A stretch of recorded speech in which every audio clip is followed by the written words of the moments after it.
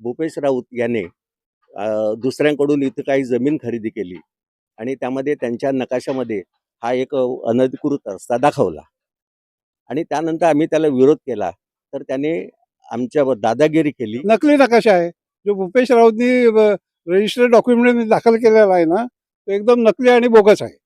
माझ्याकडे तर सही शिक्क्यानिशी नकाशा आहे. ठीक आहे, अधिकारी माझ्याकडे पावती आहे, पोस्ट पावती आहे मॅडमच्या ऑफिसची आणि मॅडमकडे दिलं. मॅडमची माझी भेट झालेली नाहीये. नंतर त्यांच्या कार्यकर्त्याकडे मोठे मोठे कार्यकर्ते आहेत, त्यांच्याकडे पण आम्ही हे सगळे कंप्लीट त्याच्याकडे तक्रार दिलेले आहे, पण त्यावर कोणी काही करत नाही. म्हणजे या संदर्भात मला एक स्पष्टपणे सांगावंसं वाटतं की हे जे सरकार आहे हे फक्त गुंडांना पाठीशी घालण्यासाठी आहे की सामान्य नागरिकांच्या जीवनाचं रक्षण करण्यासाठी. मग पालकमंत्र्याला पण आम्ही दिलाय ना तक्रारीचं, लेखी तक्रार दिलेली आहे. पालकमंत्र्याला दिलेली आहे, खासदारांना दिलेली आहे, गृहमंत्र्याला दिलेली आहे, कलेक्टरला दिलेली आहे, सगळ्यांना दिले. त्याचे सगळे शिक्के सही आमच्याकडे आहे. त्यांचे नाव लिहून आत्महत्या करू, दुसरं काय करू शकतो आम्ही? एखादा हतबल नागरिक आम्ही आणखीन काय करू शकतो? कारण सगळं त्यांच्या कब्जामध्ये आहे. पण सत्ता बदलली ना, तर हा? आता सत्ता परिवर्तन झालं. आता सत्ता परिवर्तन झाल्यानंतरच भ्रष्टाचार जास्त वाढलेला आहे आणि माझा तर हा स्पष्ट आरोप आहे की भाजपचं सरकार आल्यापासून, म्हणजे देवेंद्र फडणवीस आणि हे मुख्यमंत्री झाल्यापासून ना, की महाराष्ट्रामध्ये भ्रष्टाचार वाढलेला आहे.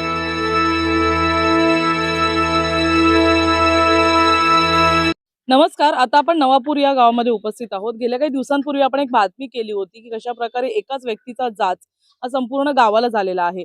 अनधिकृत बंगले बांधण्यासाठी कशा प्रकारे लोकांची जमिनी हडपून त्यांच्यावर कब्जा करून हे बंगले बांधण्यासाठी परवानग्या दिल्या जात आहेत, तर ज्याचा कोणताही मोजमाप महानगरपालिकेकडे नाहीये, त्याची कोणतीही परवानगी महानगरपालिकेकडे नाहीये आणि ह्याचा सर्वात अधिक त्रास इकडच्या ज्येष्ठ नागरिकांना होतोय, ज्यांची वडिलोपार्जित जमीन आहे आणि ती एकाच व्यक्तीकडून लुबाडण्याचा सततचा प्रयत्न सुरू आहे. गेल्या काही दिवसांपूर्वी नवापूरचा आपण एक मुद्दा उचलला होता की कसं भाजपाच्या नावावर धमकी देऊन एक पदाधिकारी जो आहे गावामध्ये त्यांनी उच्चांग मांडलेला आहे आणि यानंतरच पुन्हा एकदा त्याच्यामध्ये आणखी एक मुद्दा होता की कशा प्रकारे एक आईस फॅक्टरीच्या बाजूला एक ट्रान्सफॉर्मर होता आणि ही जमीन जी आहे ती खासगी जमीन होती कमलाकर नाईक यांची आणि या जमिनीच्या वर अचानक अनधिकृतरित्या ताबा घेऊन आणि त्या ठिकाणी जे आहे ते आपण बघू शकता. हा रस्ता एकदा दाखवा. हा रस्ता बनवून कशा प्रकारे ताबा घेऊन हा रस्ता बनवून संपूर्ण या बंगल्याला जी आहे ती परवानगी म्हणजे परवानगी असं नाही, हा बंगला बांधण्यास सुरुवात केलेली आहे. हा बंगला आहे हार्दिक पाटील यांचा, आयरन मॅन आपण ज्यांना म्हणतो विरारचे हार्दिक पाटील. आयरन मॅन सारखी इतकी मोठी पदवी त्यांच्याकडे आहे, पण हा बंगला जो आहे तो अनधिकृतरित्या बांधला जातोय आणि ह्याची नोंद जी आहे ती ह्या नागरिकांकडे आहे. कारण जेव्हा या बंगल्याची परवानगीसाठी त्यांनी महानगरपालिकेकडे विचारणा केली, महानगरपालिकेने अधिकृत पत्र दाखवलं की या बंगल्यासाठी कोणतीही अधिकृत परवानगी घेण्यात आलेली नाहीये. म्हणजे एका बाजूला नागरिकांच्या रस्त्यावर अनधिकृत ताबा मिळवायचा, त्यानंतर अनधिकृत बंगले बांधण्यासाठी प्रयत्न करायचा, असे काही गैरप्रकार भूपेश राऊत यांच्याकडून सुरू आहेत. भूपेश राऊत यांच्याबद्दल आधी देखील आपण बातमी केली होती, त्यानंतर त्यांनी खुलासेही केले प्रेस कॉन्फरन्स म्हणून की त्यांच्याकडे काही कागदपत्र आहेत. परंतु आज जेव्हा आपण हा मुद्दा घेतोय, पुन्हा एकदा जे नागरिक आहेत, कमलाकर नाईक आहेत, त्यांच्याकडून देखील सतत आपल्याला जे आहेत ते पुरावे दाखवण्यात आले आणि ह्याच्यामध्ये हे देखील स्पष्ट झालेलं आहे की हा जो बंगला आहे तो देखील अनधिकृतरित्या बांधला जातोय. आपल्या देशाचं नावलौकिक करणारे हार्दिक पाटील एका बाजूला आयरन मॅन म्हणून खूप फेमस आहेत, प्रसिद्ध आहेत, तर दुसऱ्या बाजूला का असे प्रयत्न सतत त्यांच्याकडून होतात? अनधिकृत घरांमध्ये राहायची गरज काय? हा एक मोठा प्रश्नचिन्ह उपस्थित राहिला आहे. एका बाजूला देशाच्या नागरिकांना इतकं गर्व आणून द्यायचा आणि दुसऱ्या बाजूला त्याच जिथे त्यांचं घर बनतंय तिकडच्या गावकऱ्यांना त्रास द्यायचा, हा कुठला न्याय? हा एक प्रश्नचिन्ह आहे. पण आता जागा मालकांकडून जाणून घेऊया नेमकं त्यांचं काय म्हणणं आहे. कुठपर्यंत रस्ता होता तुमचा, काय सांगाल? हा रस्ता आमचा, हे आंब्याचं झाड आहे तिथपर्यंत असा होता. ही सगळी जागा आमचीच आहे. अच्छा. आणि 1990 साली ही आईस फॅक्टरी सुरू झाली. आता सध्या ती बंद आहे आणि तेव्हापासून ही सगळी जी जागा आहे ती आमच्या कब्जे वहिवाटीत आहे. 1989ला आम्ही तत्कालीन जिल्हाधिकाऱ्याकडून यासाठी येणे परवानगी सुद्धा घेतलेली आहे आणि त्याची कॉपी सुद्धा आमच्याकडे आहे.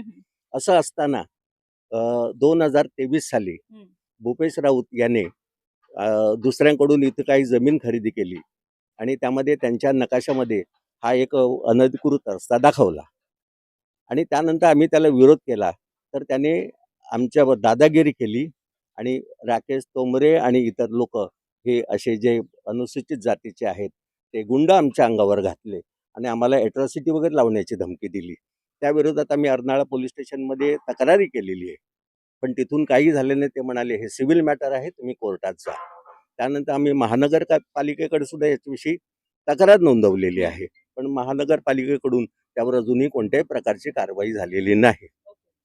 मग आता तुमची म्हणजे मागणी काय आहे? कशा प्रकारे महानगरपालिका जी आहे सतत याकडे दुर्लक्ष करते, तुमची मागणी आहे? हो हो हो, त्यांच्यातले कोणीतरी यामध्ये मिळालेले आहेत. कारण याच रस्त्याच्या तोंडावर तिथे आमचा ट्रान्सफॉर्मर होता. तो ट्रान्सफॉर्मर महानगरपालिका, वीज मंडळ आणि हे हार्दिक पाटील, भूपेश राऊत वगैरे या सगळ्यांनी मिळून तो अनधिकृतपणे तोडून टाकला आमच्या मालकीचा आणि त्याचं सगळं भंगार तिकडे पुढे पडलेलं आहे. ठीक आहे. काका तुम्हाला विचार काय नाव तुमचं, काय सांगाल? कमलाकर नाईक. इथे बघून बोला. कमलाकर नाही. त्याच्यामध्ये आता सगळ्या मुद्द्यामध्ये तुमची पण जमीन इकडे आहे. हा हा आमची भावंडाची सगळे आता नकाशाबद्दल काय सांगाल? जो नकाशा आपण तुम्ही मला दाखवलात, हाती बनवलेला नकाशा आणि गव्हर्नमेंट तर्फे बनवलेला नकाशा, नकली नकाशा, असली नकाशा, हा पण एक मुद्दा आहे. आहे. काय सांगाल त्याबद्दल? नकली नकाशा आहे. जो भूपेश राऊतनी रजिस्टर्ड डॉक्युमेंट दाखल केलेला आहे ना, तो एकदम नकली आणि बोगस आहे.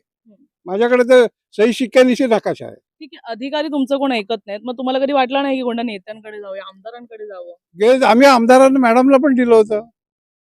आपल्या विरारच्या आमदाराकडे पण आम्ही गेलो होतो. त्यांनी पोलीस स्टेशनला फोन करून सांगितलं की सत्य काय ते शोधा, कागदपत्र बघा. आमदार मॅडमने सांगितलं. हा पण हा नाही same matter आहे. इथेच ठाकूर आमदारांनी माझी हे आमदार- माझी जितेंद्र आमदार ठाकूरांनी हा, सांगितलं. हा की तुम्ही सत्य शोधा, त्यांचे कागदपत्र बघा, ते वाचन करून घ्या आणि नंतर मग ते आमच्याकडून लेखी घ्यायला सुरुवात केली आणि आम्हाला पत्र दिली की हे सिव्हिलच आहे म्हणून तुम्ही कोर्टात जा. ठीक आहे. आता मला विचारायचं आहे की आता जितेंद्र ठाकूर आमदार नाहीये. नाही ठीक आहे. आता स्नेहा दुबे आहेत आणि भूपेश राऊत हे भाजपमध्ये आहेत. आहे. तर तुम्हाला असं वाटलं नाही का की मॅडमना भेटावं दिला ना मॅडमच्याकडे, माझ्याकडे पोच पावती आहे मॅडमच्या ऑफिसची आणि मॅडमकडे दिलं.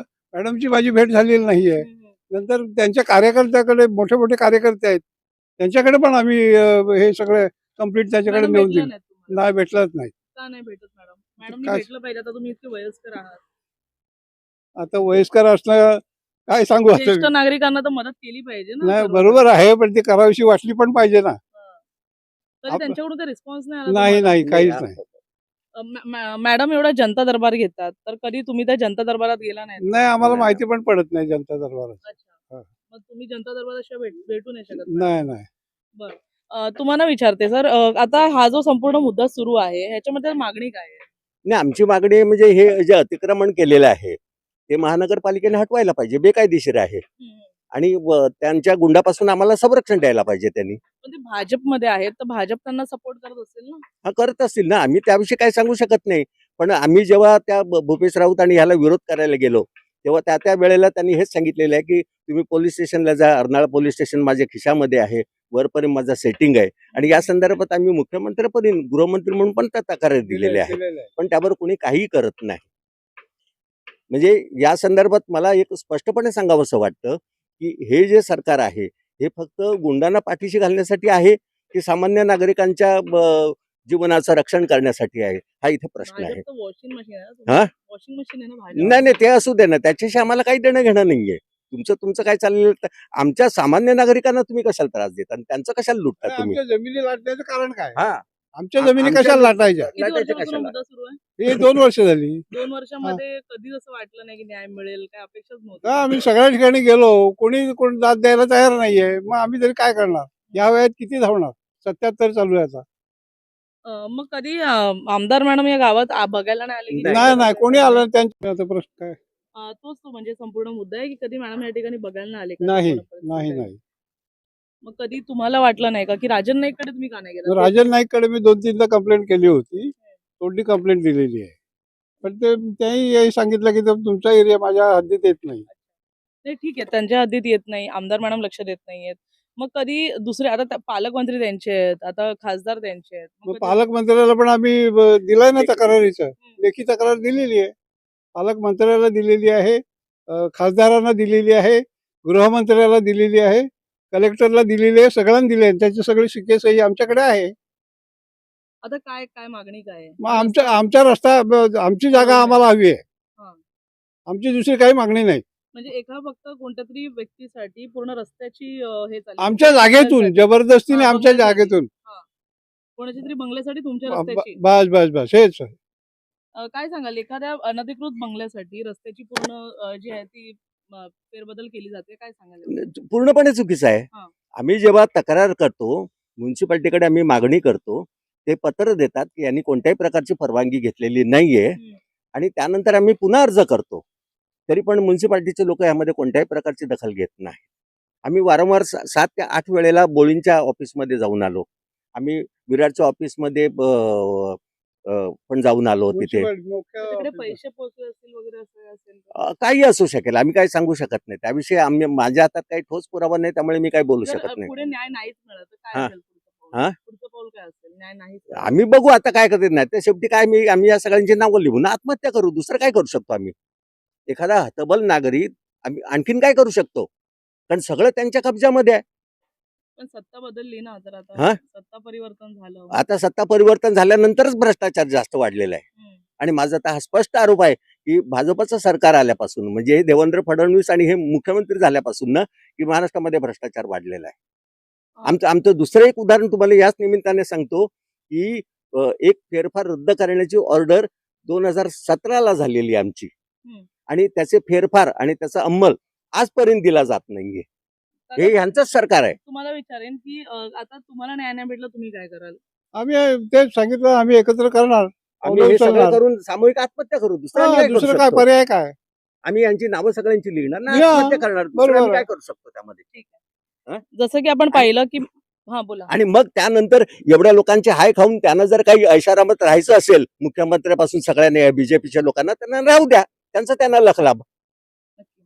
जसं की आपण पाहिलं की एका बंगल्यासाठी, जो की बंगलाही अनधिकृत आहे, बंगला अधिकृत नाहीये, या अनधिकृत बंगल्यासाठी हाताने जे ते नकाशे काढले जातात, रस्त्यांच्या सातबाऱ्यांमध्ये फेरफार केली जाते आणि जो सामान्य नागरिक आहे, जसं की आपण पाहिलं यांचं वय हे 70 पार झालेलं आहे, अशा नागरिकांना सतत इकडे तिकडे न्यायासाठी फिरावं लागतं. खरं तर मागच्या एका भाषणामध्ये की आमदार मॅडम म्हणाल्या होत्या की घाबरू नका, गृह खातं आपल्याकडे. आणि आज आपण ह्या नागरिकांच्या तोंडून ऐकतोय की ह्यांना आज गृह खात्याचीच भीती वाटायला लागली आहे. खरं तर गृह खातं हे बीजेपीकडे गेल्यापासूनच भ्रष्टाचार वाढलाय, सरकार आल्यापासूनच भ्रष्टाचार वाढलाय. परंतु त्याच्यापेक्षा महत्त्वाचा मुद्दा आहे की आयरन मॅन म्हणून प्रसिद्ध असलेले हार्दिक पाटील हे जेव्हा देशाचं नावलौकिक करतात, ते अनधिकृत बंगल्याच्या मागे का लागलेले आहेत? हा एक प्रश्नचिन्ह उपस्थित राहतो. आणि दुसरा महत्त्वाचा प्रश्न म्हणजे की सतत आमदारांकडे जाऊन देखील इतके जनता दरबार होतात, इतकी सुनवाई होते, इतके मोठमोठे रील बनतायत की जनता आमच्या मदतीला आम्ही जनतेच्या मदतीला धावतोय, आम्ही जनतेसाठी आहोत, आम्ही जनतेतले आमदार आहोत. मग का त्यांचा पदाधिकारी अशा गोष्टी करत असताना अनेकदा तक्रारी करून देखील ह्याच्यावर कोणतीही सुनवाई होत नाहीये. पोलिसांकडून हे मॅटर सिव्हिलकडे गेलं, परंतु स्वतःच्या पदाधिकाऱ्याकडून जी चूक होतीये ती सुधारणं भाजपची जबाबदारी नाहीये का? हा मोठा प्रश्नचिन्ह उपस्थित राहिला आहे. जर तुम्ही या परिसरामध्ये येता तर आचारसंहितेमुळे आता इथे कोणते बॅनर नाहीयेत, पण इथे जर तुम्ही येता तर अगदी नाक्यावर तुम्ही बघाल की त्याच पदाधिकारी जो अख्ख्या गावाला उच्छाद ज्यांनी मांडलेला आहे, गावकऱ्यांना त्रास दिला, त्याच पदाधिकाऱ्यासोबत आमदार मॅडमचं बॅनर आहेत. त्याच्यामुळे समजून येतं की कशाप्रकारे या सगळ्या गोष्टी पाठीशी घातल्या जातात आणि नागरिकांचं न ऐकता कशाप्रकारे आपल्या पदाधिकाऱ्यांना वाचवण्याचा प्रयत्न केला जातो, जी चुकीची कामं करतात आणि त्यांच्या विरोधात तक्रारी आहेत, पुरावे आहेत, तरी देखील हे सगळे प्रकार सुरू आहेत. येणाऱ्या काही दिवसांमध्ये निवडणुका आहे. पाहण्यासारखं असेल जनतेचा कौल इतकं सगळं झाल्यानंतर पण भाजपला मिळतो की बहुजन विकास आघाडीसोबत जनता परत एकदा उभी राहते. धन्यवाद.